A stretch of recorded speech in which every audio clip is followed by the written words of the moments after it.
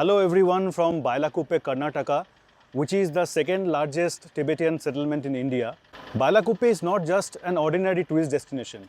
It tells you stories. It tells you stories about human resilience, hope and true human spirit.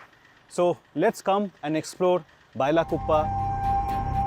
In 1950, China invaded Tibet, leading the exile of His Holiness Dalai Lama and tens of thousands of Tibetans seeking asylum in India.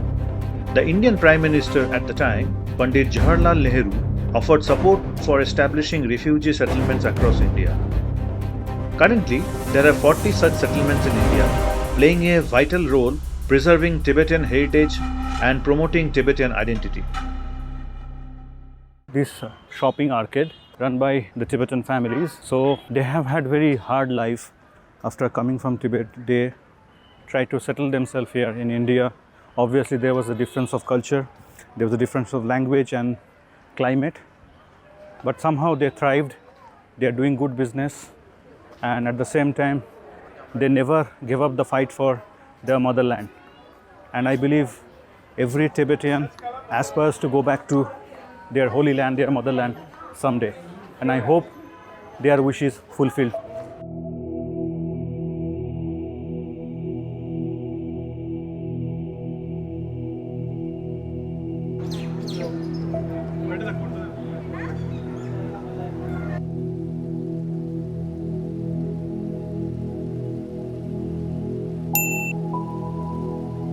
As you enter the temple complex, you will get the sight of the magnificent Zandok Palari temple.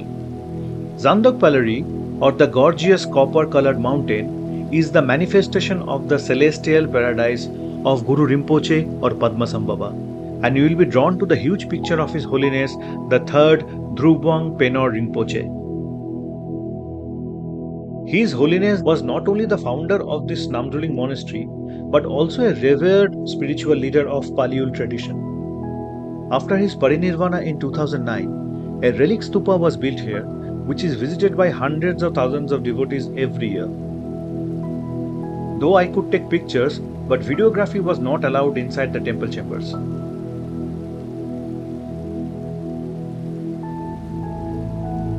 There is another temple that is devoted to Tara.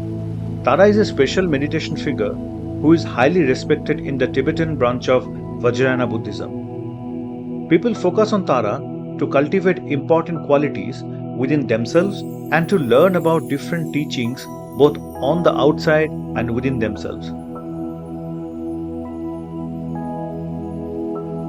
The key attraction of the Namdruling monastery is definitely the Padmasambhava Buddhist Vihara, famously known as the Golden Temple. It was built by His Holiness Penor Rinpoche.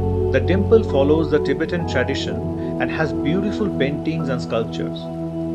Among the Tibetan community in exile, it is considered a very special temple. It is a place where people can practice their own faith without any disturbance. Inside the temple, there are three magnificent statues. At the center is Buddha Shakyamuni, the founder of Buddhism. Guru Padmasambhava, also known as Rinpoche, is at the left, and at the right, we have Buddha Amitayush, the Buddha of long life. Paliul Monastery, currently located in Tibetan Autonomous Region in China's Sichuan province, is one of the 6 mother monasteries of Nyingma Tibetan Buddhism. A replica was built in Namdruling Monastery to preserve Tibetan tradition and culture and inspire Tibetans worldwide. A few months ago, we made a trip to Bhutan and visited Gante Monastery, which is a very old and prominent place of Nyingma Buddhism. If you want to see that episode, I shall put the link in the description. The Namdruling Monastery is a large institution with diverse activities. It houses over 5,000 monks and nuns who study and practice Tibetan Buddhism. It includes a junior high school, religious college, and a public hospital. The monastery also has a library, museum, and printing press for Tibetan Buddhist texts. Inside the complex, you find a number of book and souvenir stores, cafes, and even pizzerias. So we spent some nice time inside the Namdruling monastery. It was a very enlightening experience. especially talking to the monks and understanding the entire concept of this area. Unfortunately, I could not film those because videography is not permitted inside the temples, and I was trying to respect that. Now we are kind of hungry and looking for some good Tibetan restaurants to have our lunch. We have come to the Peace Restaurant for authentic Tibetan food. It has got a very good review.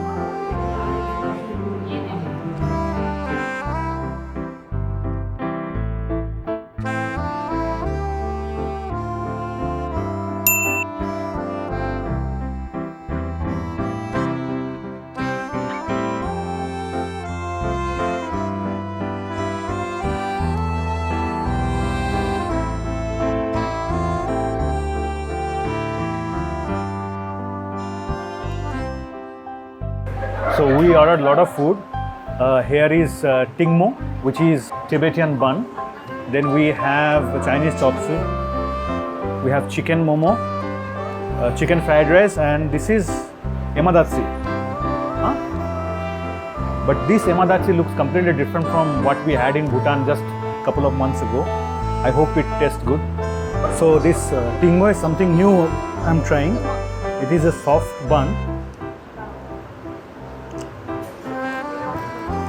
Yeah, like it doesn't have its own taste. You have to use some kind of side dish, like here I'm using emadatsi. If you have seen our Bhutan series, you know emadatsi is typically chili cooked in cheese sauce, but it is like a normal gravy item with slices of cheese.